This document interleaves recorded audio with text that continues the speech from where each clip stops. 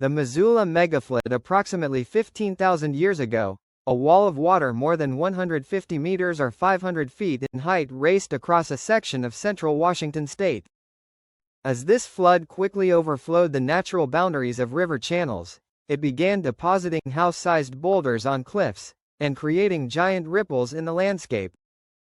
In the span of only a few hours, thousands of towering and large hills were created in the landscape, as hundreds of feet thick of sediment were distributed over a vast area of the Ice Age-era grasslands. As this flood progressed along the Columbia River near the modern town of Arlington in Oregon, flood heights surpassed 1,150 feet.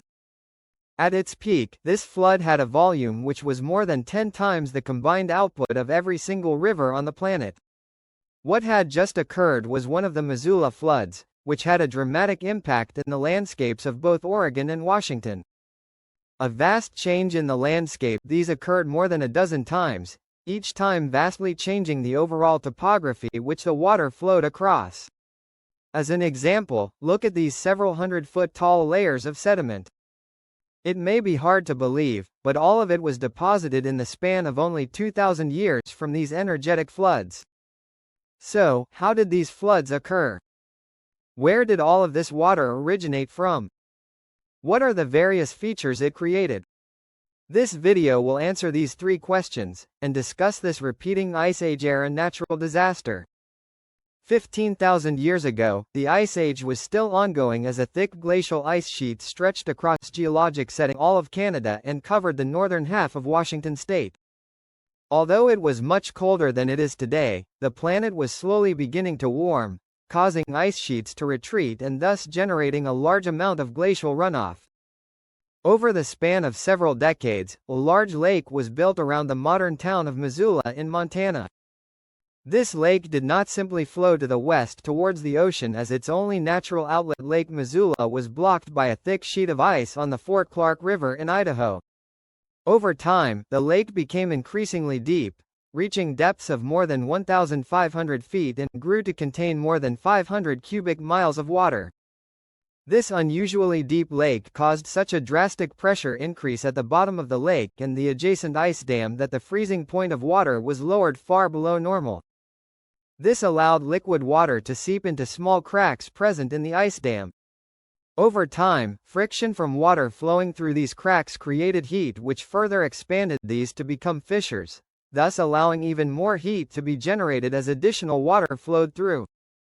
This feedback loop continued until the ice could no longer support the pressure behind the dam, breaks it, causing a catastrophic collapse. This glacial outburst flood caused the vast majority of Lake Missoula to drain away in only the span of 48 hours. As a wall of water raced across Idaho and into Washington, it overtopped the comparatively shallow river channels. The energy of this flood broke apart large segments of basaltic rock from the Columbia River flood basalts, causing house-sized boulders to be carried with the flood. As these floods overtopped cliffs, some of these boulders became permanently emplaced there. Continuing onwards, the flood entered an area of Washington now referred to as the Channel Scablands. It subsequently towered over a bend in the Columbia River, depositing an abundance of sediment and created giant ripples in the landscape which are similar to those seen in a shallow sea today, except they were each 250 feet wide. Elsewhere, mounds of gravel the size of skyscrapers were deposited, leaving behind an abundance of these unique features.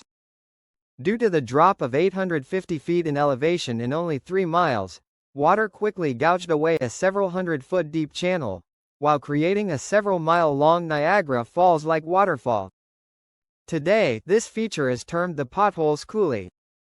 The floodwater eventually got backed up at a very narrow stretch of the Columbia River called the Wallula Gap, which led to the creation of a temporary 400-foot deep lake named Lake Lewis.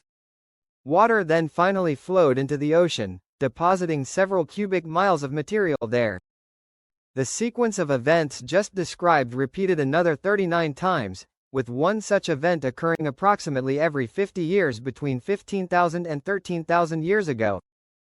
Conclusion: by the time all of these floods had occurred, some areas had been buried by more than 1,000 feet of fresh sediment. This process only stopped once the ice sheet had retreated far enough that it no longer dammed the body of Lake Missoula, causing it to freely flow towards the ocean. I hope that you enjoyed this video. If you would like to request a specific topic, please leave a comment below. Additionally, if you wish to support this channel, consider becoming a patron on Patreon.